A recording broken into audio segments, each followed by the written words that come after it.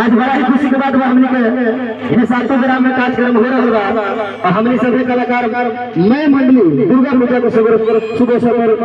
उपलब्ध बानी उपस्थित बानी। देखिए सर से सेवा कैसे सुरेश चाचा कि माई राउर दर्शन ला व्याकुल बमनवा कि कहे दिन राती खाली देवी सपना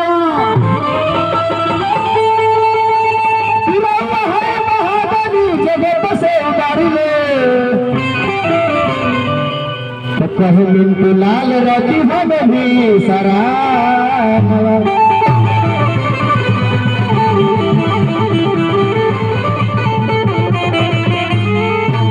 एगो दुर्गा माई के भजन हुई एगो बड़ा ही पुरान फिल्म के ढोल लगा राधा जादव ढोटई के तरफ से कमिटी को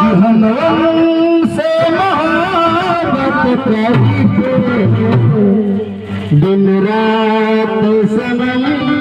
रहते हैं कि मेरी नींद गई मेरा चैन गया और चैन से साचा रहा मान ली कि ईटा बना वाला साचा बा धुन रहे कैसे हरे की दुर्गा मैया भूल गई माई तो माई होली माई के महिमा महान बा माई के रूप में होला दुर्गा माई सरस्वती माई लक्ष्मी माई मान ली सरदा मैया भूल गई बेच सा भावन तो पे बुलाई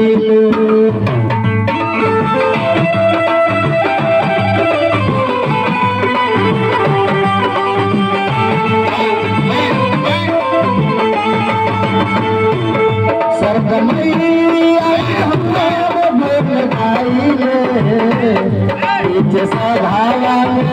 तेरे बुलाई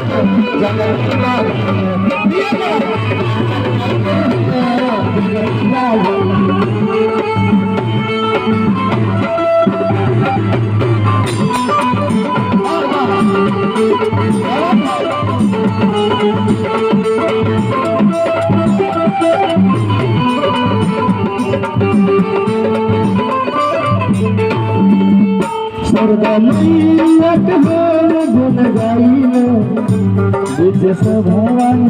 तोहके बुलाई सरगमैया के हम गुन गाइले बीच सभावा में तोहके बुलाई। देखिए